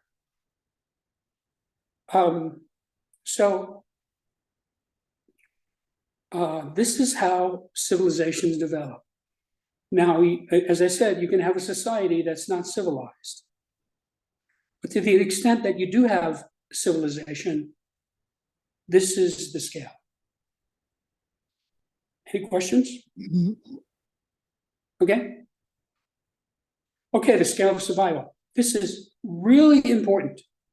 This scale tells you how well you're surviving. Now, again, it's a spiral scale, which means there is an apparent congruency between level 1 and level 7. Okay, level 7 is not surviving, not established. It's a state of 0. There is no survival. Level 1 is no need to survive. So what does a person do after he's a big success? He retires. So you're walking around, right? And you're just going through life. You're not established. So then you say, okay, I'm going to establish a business. You immediately go up to level 6, which is peril. Most businesses fail because you're in peril as soon as you try to survive. You're sort of in a state of collapsing, and you have to really struggle to get the business to keep functioning. Above that is losing ground. Now, this is a business that it's not, oops. Right, thank you. Where was it? Okay. Okay. So losing ground. This is a business who's losing money. They're not really in peril yet, but they're succumbing. Above that is breaking even. This is stability. Okay? This is a company that they're not really getting ahead. Money's coming in. Okay? If all the bills are paid, they're stable. They're a stable business. Above that is gaining ground. So this is a business that's advancing. They're succeeding. They're not just stable, they're succeeding. And if this goes far enough, eventually you get survival secured. You get to a level of security. So After that, you better go up to level 1 and retire. A lot of people get to survival secured and just stay there and then don't do well. A good example of this is Elvis Presley. He was the most famous person in the world, independently wealthy, beloved, okay? He never really just retired. If he had sort of said, okay, I did it, I'm the king of rock and roll, I sold 100 million records or whatever, I'm just going to retire, he probably wouldn't have died as a young man. So this is really important. Now, the labeling of this is difficult because it depends on how you look at it from the top or the bottom. So if you look at it from the top, if you have no need to survival, you're not in the game. You're out of the game. But going down to survival secured, well, that would be the next best thing. You're in the game, but you have security. Now, the next best thing below that is, well, you're not secure, but you're succeeding. And the next, going down another level, well, you're not succeeding, but you're breaking even. And below that is, well, you're not stable, you're losing ground. You know, you're not really collapsing yet. And then when you get to 6, that's time to declare bankruptcy. You are in peril. All the creditors are coming after you. And so if you go out of business, you go down to 7, not surviving. So you have a business like, there was a business years ago, I can't remember the name of it, that used to rent videos to people. Blockbuster. Blockbuster's out of business. Okay? So they were wiped out. They went from being probably at level 2 at their peak, and they gradually went down because of technological advances, and they went out of business. So they're not surviving now. There is no Blockbuster. It's not established. So really the game of life is fought at levels 2 through 6. Because at level 1 and 6, you're out of the game. At level 1, you're out of the level because you're retired. You know, you're on your yacht drinking a margarita. Level 7, you're not surviving. You're wiped out. Any questions? No. Okay. Scale of management. Okay, so we talked about this briefly before when we were on the scale of human ability, and notice how these two are aligned again. So, if you're going to manage anything, first you have to establish it. You create the thing, whatever it is, the business, the church, whatever it is. Then, once you're established, then you can start to interact. Okay, we've set up this business. Now we're going to communicate with people. Then you go down to promotion. Not only are we communicating, we're promoting. Okay, this is where sales takes place. You say, yeah, come on in and buy one of our things, whatever it is. And then it goes down to finance. So now you have money to manage. You have an accountant to take care of it. Now below that is production. If you don't have any money, you can't produce anything. In order to produce something, meaning to manufacture something, you have to have first levels 1, 2, 3, and 4. So that's what we call setting up a business. Okay, before you can, let's say you're going to open up a shoe factory. Okay, you have to have money. You have to have finance. That's number 4. How are you going to build your factory? How are you going to pay anybody? You have to have finance, you see? And then after you produce, then you can refine it. This is quality control. This is important. There has to be somebody there to look at the product and say, this is good or this is not good. And then once you refine the product, you've got something that really works, then you can market it. You export it. You are shipping it out to people all over. So that is the scale of management. If you leave out any one of these 7, you are doomed. Now, notice how this aligns with the scale of human ability. If a person is a genius, what do?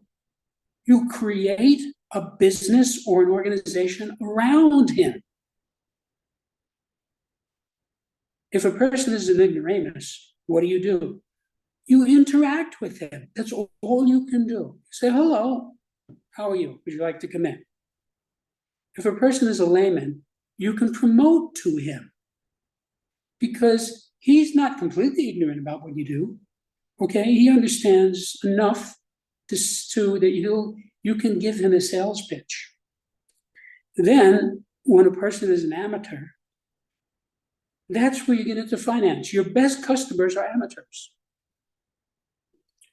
And then, once you are a professional,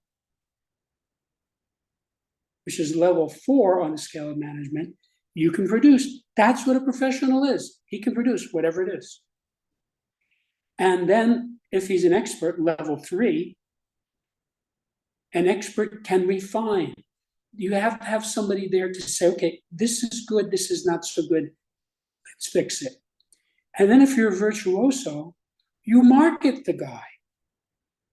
You market him, you get him out there. You're gonna make money from this person because he's a virtuoso, whether it's a skill or whatever. So you have somebody like Isaac Stern, the great violinist. He was marketed. People put him in theaters, in concert halls, and he played, and people came and paid money. He was marketed. They were exporting his skill to the world. Now, again, notice that these scales run in the opposite direction from one, and they're out of sync. So this really tells you a lot about what kind of people. See, if you've got a genius on your hands, you don't want to put him into production. Can he produce? Yes, he can. But he's not going to be happy with that. He's probably not going to take the job. He's going to say, build something around me. So you have somebody like, for example, Jesus, who in his own way was a genius, and Christianity was established around him. Any questions? Nope, I'm good. Okay. Okay, the scale of exchange.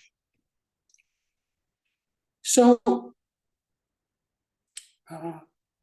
this is about really economics. This undercuts the subject of economics. The lowest level of exchange is taking. And you can say, wait a minute, how is that an exchange? When you take something from somebody by force or by deceit, it is an exchange in a very crude way. So, for example, the mafia shows up at your store. They say, you give us $100 a week and we won't blow up your store. So it's an exchange. You get to stay in business, out of the hospital, and alive. Okay? And they take your money. That is exactly what the government does. The government takes your money. Okay? One way or another. There's a lot of force in it. The IRS uses a lot of force. Deceit, people in government are never honest about taking your money. So the government does essentially the same thing as organized crime. They take that's how they exchange with you. Okay? You have no choice.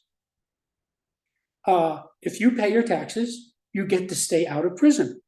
Okay, you get to stay at liberty and able to go on with your life.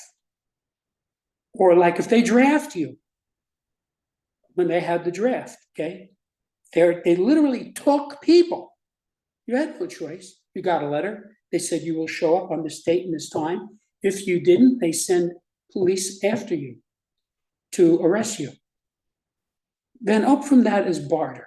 Now, this is more something that most people will understand. You trade an object for an object, okay? I give you an apple and you give me a tomato. So that's like primitive ancient exchange. Up from that is a substitute, where you have a convenient medium. Now, for example, in China, in Japan, bushels of rice were a medium. So you would trade a horse for, let's say, 10 bushels of rice. And then you would take 2 of those bushels over to a guy who would sharpen your knives for you. See? So it was a convenient medium. In America, early on, pelts and skins were a convenient medium. You know, when we call $1 in the United States, we call it a buck. And the reason we call it the buck is literally a buck is a male deer. They would shoot the deer, skin it, and that skin would be a medium of exchange. Okay, I'll give you this buck skin for 10 bullets. Okay, so and then the guy would take the buckskin and he would trade it to somebody else for eggs. It would travel around. So it was a convenient medium. Then above that, you get coin, okay, which is what you started to see in the ancient world, where they would take metal and make it into a coin. So it became a standard valuable. In other words, the coin had value. It was gold or silver or something like that. And so they would trade you this. The government would mint coins, okay, and you would be able to take these to buy whatever you want. You give the guy 1 coin, he gives you a side of beef. Then above that is cash. So cash is an abstraction. There's actually no actual value to it. Now, in most of the world, it's just a number in a computer somewhere. So you give somebody a dollar bill and he gives you a pack of gum or whatever, okay? So it's an abstraction. In other words, that piece of paper has no intrinsic value. It's not gold or silver or any other valuable. Then up from that, you get credit. So we have credit cards. So now, in a credit, it's all about your record. You have a record. They look at your credit. Oh, this guy has a good record, so we give him credit. If you have a bad record, they don't give you credit. The funny thing about credit is, if you need it, you can't get it. If you get it, it's because you don't need it. This tells you how crazy our society is. And up from that is honor, one's word. You say to a guy, look, give me $5 so I can buy some groceries. I'll pay you back tomorrow. Okay, it's honor. Okay, it's a type of exchange. You're trading your word for that $5 bill. So what is the axis here? It's an axis of trust. At the top, you have complete trust, and at the bottom, you have no trust. Not too many people trust the government because they take your money away from you. And if you refuse to give it, guys with clubs and handcuffs come and take you away. So this is a gradient of trust. As you have more trust, you go up the level. So it's easy to see from this that the finances of Earth have been grotesquely mismanaged around the world, okay? Because, for example, they had the housing collapse in the United States in 2008 because the government forced banks to give mortgages to people who were not qualified to get them. Eventually, this led to the housing collapse. Now, if the government had not intervened, the banks would have been looking out. They would have been saying, which is what they used to say previously, they'd say, look, you have no collateral. You have nothing to show that you deserve to have a house. Why should we trust you? So you see that these catastrophes are going on all the time. The United States is now $31 trillion in debt, okay, which is an incomprehensible amount of money. Nothing like that has ever happened before in history. And it's because this scale was not paid attention to. If you had simple people, like, for instance, in the American colonies, you had a guy, he raised a cow. The cow gave him milk. He took the can of milk over to his neighbor. He gave it to him, and the neighbor gave him 10 apples. Everybody was happy, okay? No danger, no risk. So it depends on how trustworthy people are. Now, do you think most people are trustworthy? If you do, you're in a lot of trouble because most people are not terribly trustworthy. So if you have a guy, he pays his bills, his credit is good, he has a good credit standing, okay, so he is a trustworthy person. And like a person, he has no debt, he owns his house outright, he owns his car outright, okay? That person is somebody you can trust. All right, he has a very good exchange. So, when it gets bad enough, people go to prison, like this guy from, I think the company's called FTX, who was recently arrested. Something like $1 billion was stolen. Or Bernie Madoff, again, he was running a scam on people. He couldn't be trusted. He was not an honest person. So you really need to pay attention to the person. Is this person really capable of making a house payment for the next 30 years? If he's not, if you don't have positive indication, you don't give him a mortgage. So that's sensible exchange. Or, if some guy comes up on the street and says, can you loan me $1? I'll give it back tomorrow. You never see him again. Right? So obviously he was not somebody you could trust. Any questions? No. I kind of have to stop, get on to my next interview here. That's okay. But we will continue this another time. So I just want to say, David, that if people are interested in Septemics, where all these scales can be found in the book, you can get it hardbound, softbound, ebook. Just type the word Septemics, Septemics, into a search engine, and you'll find all the people who are selling the book. And then you can really study this at length. Jim Marshall, thank you very much. Thank you, David.